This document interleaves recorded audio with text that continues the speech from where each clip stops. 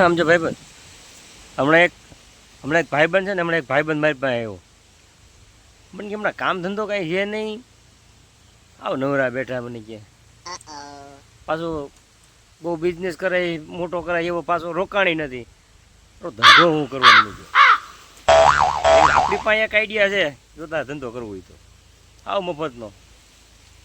પણ કે કરવો જ હોય ને બોલ હું મેં કીધું છે ને, ઉંદેડા પાડવાનું ચાલુ કર્યું. ઉંદેડા 30,000 ઉંદેડા પાડવી લેવાના. સાંજે બધાને છૂટા કરી દેવાના. તું સમજા? આજુબાજુ વાળાને ત્યાં ખાઈ પી સવાર આવે એટલે આપણે દોઈ લેવાના. પાછા આજે છૂટા કરી દો એટલે બીજો ફાયદો એ થાય કે આજુબાજુ વાળા જાગે, આપણે નિરાતે સુઈ જવાનું. સવારે પાછા બધાને બરકી લેવાના, સવારે દોઈ લેવાના. 30,000 ઉંદેડા રાખવાના. કમાણી બહુ થાય. બોલો ठीक है, ये बताओ कौन सा सब्जेक्ट अच्छा લગભગ कौन सब्जेक्ट अच्छा लगता है? 30-20 લાખ રૂપિયા લીટર છે ઉંદેડાનું દૂધ.